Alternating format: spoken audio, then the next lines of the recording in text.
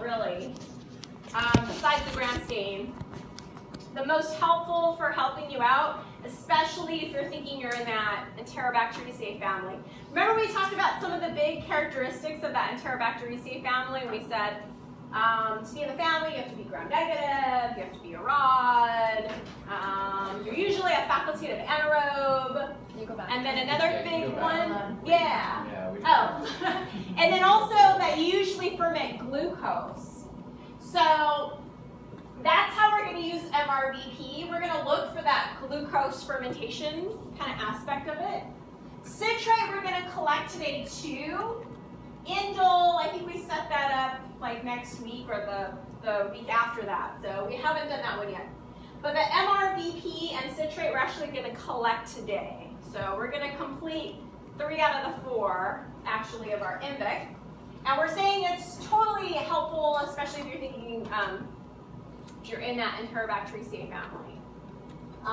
So that Bergey's manual, remember last week we practiced, you kind of flip through the table of contents and it had like the different groups. As you like get into that manual, they have INVIC results listed for just about most of the organisms in that manual, so it's good. All right, so we're going to draw this out on the board. I think the only thing I wanted to emphasize again is that this is a fermentation lab. You can kind of just think of it as a fermentation lab. The only thing is when we talked about fermentation, remember we just kind of generalized this. We said, well, you end up with either organic acid, organic alcohol, or gas. Those are just kind of the general categories. The type of acid and the type of alcohol can definitely change from organism to organism. So it's not necessarily the same acid all the time. That's what this figure is trying to point out, is that like depending on the organism you look at, you can end up with a variety of acids, you can end up with just a few acids, there might be gas, sometimes there's no gas.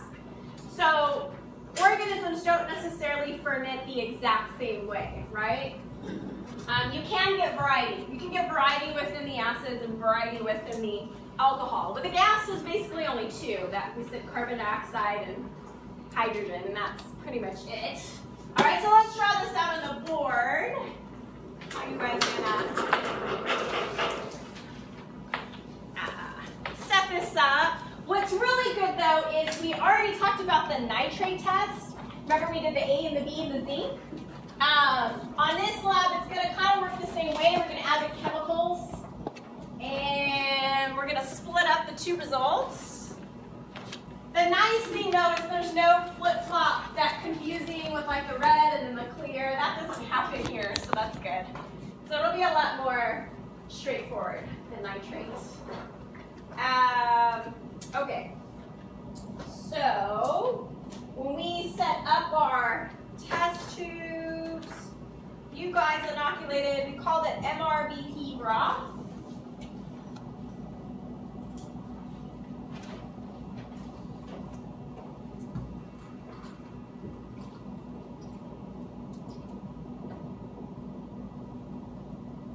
And we only inoculated 2 of them, right? Yes. Yeah. So we only have those 2 organisms. And what's really nice is there's actually not a lot of ingredients in there, which is good. So as far as what's in the broth, it's kind of just your usual, there's peptone. There is actually no germ tube, so we're actually not going to detect gas. There is a little bit of a buffer. On certain labs, sometimes we'll add a buffer. Buffer is usually a chemical that will kind of help stabilize the pH for us. So it stabilizes the pH when there are small changes.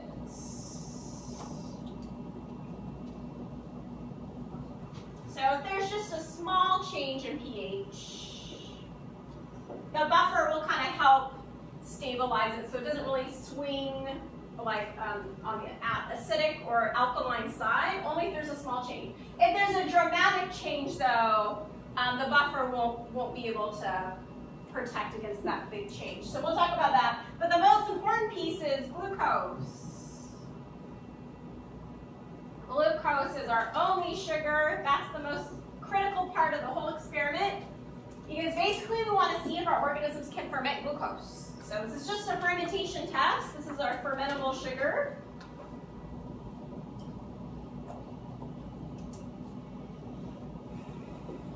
Now remember, if you think you're in that Enterobacteriaceae family, then you're kind of expecting something to happen on the MR-VP. You're expecting something to happen.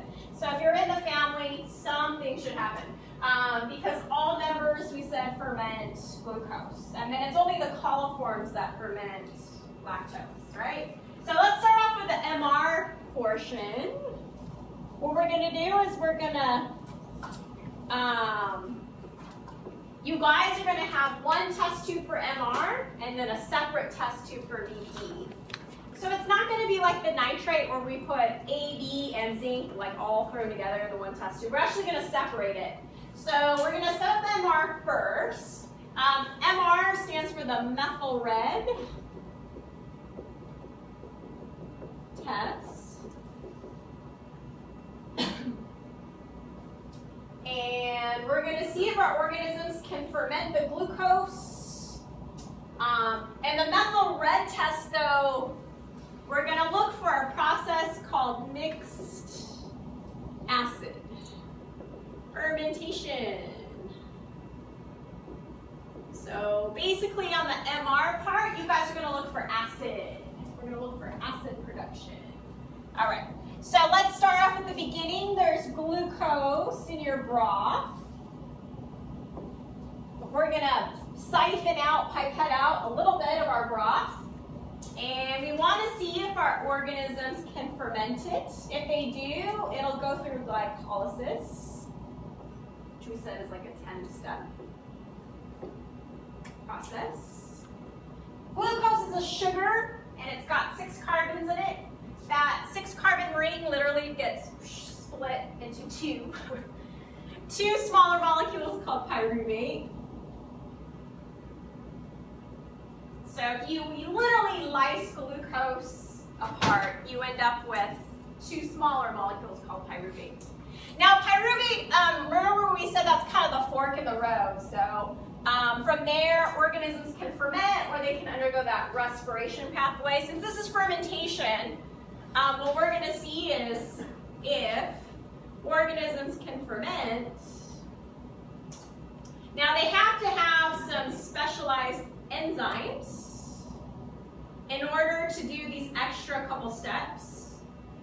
So only if they have these extra metabolic enzymes that will allow them to process the pyruvate even further into the following end products. The end products that you end up with are very acidic, and you end up with things like lactic acid, acetic acid. Acetic acid is what you find in vinegar. So acetic acid, lactic acid, you end up with things like formic acid,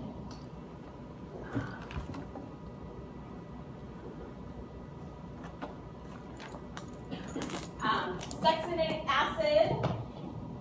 And the succinic acid, this is actually what you find in wine and beer.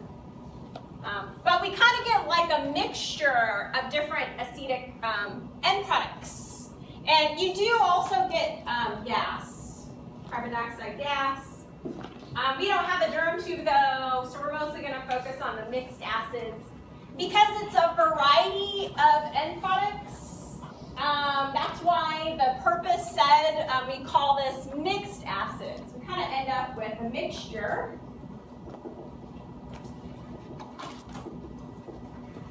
Because it's like a variety. You kind of get a variety of acids made. All right. So what's really nice is the first part of the test is going to be really straightforward. You guys are just going to add a chemical, and we're going to look for those end products, the mixed acids. Now the mixed acids are really acidic. It's going to shift the pH for us dramatically. So we're not talking about like a slightly acidic change. It's going to be really acidic. It'll be so acidic that it'll definitely overcome our buffer. So when we add the chemical, we'll see a pH shift for sure. So even though we got this buffer in there that's trying to stabilize, that'll be enough of a change. All right. So you guys are going to add your chemical. It's called methyl red. So it's the same name as the test. So methyl red is actually the name of the chemical that you guys are going to throw in there. And methyl red, all it is a pH indicator. So it's like phenol red and it's like brome cresol purple. It's just a pH indicator.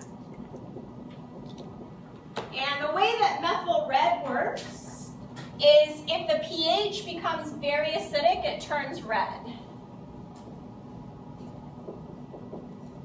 That's what we're going to look for. The other option is sometimes it just kind of stays yellow. And that is a negative result. That's telling you the pH didn't shift really. And the last color that I wanted to put on the board, because it's a little confusing. Your lab manual mentions this orange color, which sometimes people get. Various shades of orange.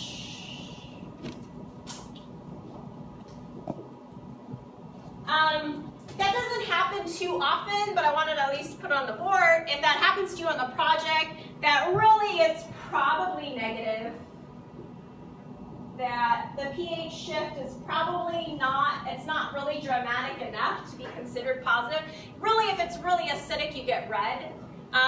So orange is kind of a little bit in the middle, but they say, well, just to be sure, you can retest, rerun your experiment just one more time just to make sure. And if you don't get red again, then it's negative. So really, like, in order to be positive, you should see red. And the red is usually a dramatic cherry red. All right. So we're going to throw in the methyl red chemical. We're going to look for the mixed acid end products that get made. That's going to be the MR part. And then now let's say you get red here. Even if you get red there, we're still going to have you do the VP test. I know in the nitrate test, remember we just said, oh, you stop. You don't have to do the denitrification. But on this experiment, you will. So you will still do the VP.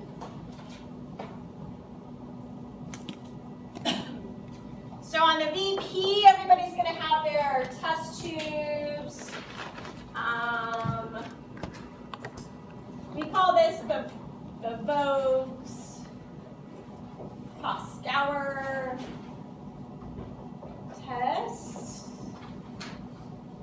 And the goal is very different because the goal of the Vogue's Pascauer test is not to look for mixed acids, it's to look for alcohol.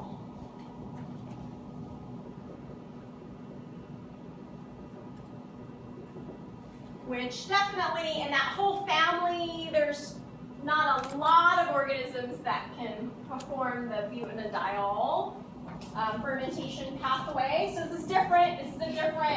We're looking for a different outcome over here. The starting material, though, is the same. So we're going to use the same broth. That's why you guys only inoculated 2 test tubes. We didn't have to inoculate 4 test tubes because the starting material is the same, glucose and glucose. So we're just going to grab from the same test tube. We're going to see if our organisms can send it through glycolysis, break it apart into pyruvate, metabolize our pyruvate, ferment it, and create those mixed acids.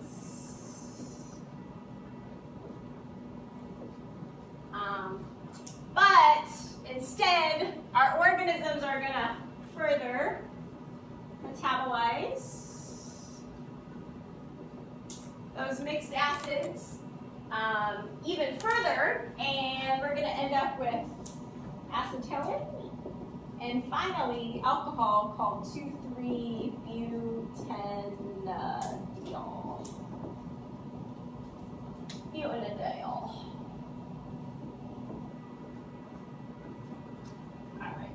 So our end product is totally different here. 2,3-butanediol. Now for the alcohol, for the 2,3-butanediol alcohol over here, this is our end product.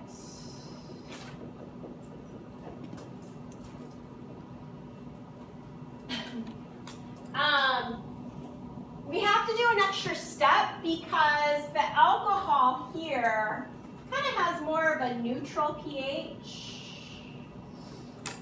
There's a graph, there's a really nice graph in your lab manual that shows like the different pHs for the mixed acids versus the alcohol.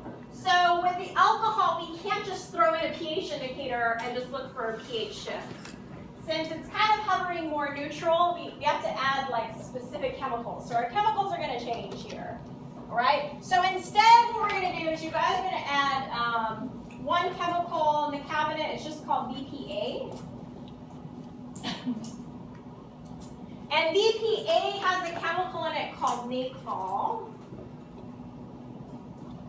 And what the naphthol is going to do is the naphthol is going to react with acetone. So here's the little bit confusing part of the experiment. The chemicals that we're going to add, they're actually not going to react with like the end product. What they're going to do is they're going to kind of flag the intermediate molecule made right before the end product. That's the only confusing thing about the lab, is because we're so used to adding something to look for the end product, but technically it's gonna react with the molecule made right before the end product, the acetone. So if acetone is there, we're kind of presuming, all right, probably the alcohol is going to be there too, because it's the molecule used to create the alcohol. So we're going to add the A first and kind of shake it up. Then you guys are going to add the B, VPB. And VPB on the bottle, it says KOH. There's a potassium chemical in it. What it's going to do, though, is it's going to act like a catalyst. And it's going to catalyze a color change for us.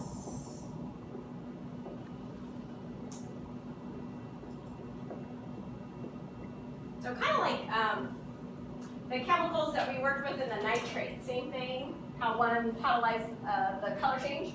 So this is going to catalyze the color change for us. So when we add A and B, if you do have acetone in your test tube, all three of these things will work together, all three. The A and the B and the acetone will all work together and they'll give us a color change. So this has nothing to do with pH. We're literally just adding the chemicals to flag acetone. And if your acetone is there, you'll see a color, and what's really nice is the colors don't reverse or anything. If you see red, you can say, all right, acetone is in my test tube, so I'm positive for acetone. So you can say, yes, I'm positive for 2,3-butanediol. Fermentation. So we're kind of just presuming that it is probably making the alcohol then. If nothing happens, usually what ends up happening is on a negative, you don't get clear, but you get kind of like a brown. So it looks kind of like a murky brown, like a really dark brown. And brown is negative. Brown is just the A and the B interacting with each other. So that's negative. That doesn't count. So positive, we should see red. And over here, also red is positive. So there's no flip-flopping or any of that. All right, so we have our two. We got the mixed acids. Then we're going to add the A and the B to look for the alcohol fermentation. The other thing too is how long do we incubate this for? We did it for like 5 days. So keep that in mind on your project. You'll do the same thing and incubate for 5 days. 5 days is kind of a long time. The reason why we gave it the 5-day instead of like the 24 hour, because it was a Thursday, is that alcohol fermentation halfway over here, that 2,3-butadiol, that takes extra time. So we kind of need to give it that full 5 days so our organisms can fully metabolize glucose all the way into alcohol. The mixed acids, usually that's pretty fast. So usually, you know, after 24 hours, you have no problem seeing the mixed acids. But the alcohol, yeah, the alcohol takes kind of some extra time. So that's why we did the full 5 days. All right. My other question to you guys is this. Usually when you guys set this up on your unknown project, you will get a positive for one or the other. But usually people don't get a double positive. So why is that? How come usually people are positive for either mixed acid fermentation or alcohol fermentation? And how come usually people don't get a double positive? So think about it for a second and talk it over with your neighbor, and then I'll call somebody for an answer. But the question is how come most people are positive for one or the other? It's like an or instead of and.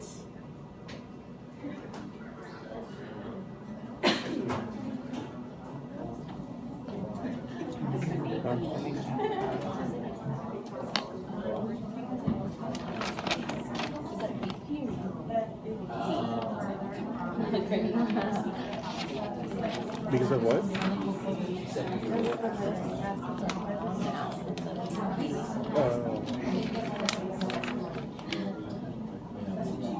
It's like in this one you're looking for mixed acids. Mm-hmm. And in that one, they go away. They're metabolized into acetylene. It turns into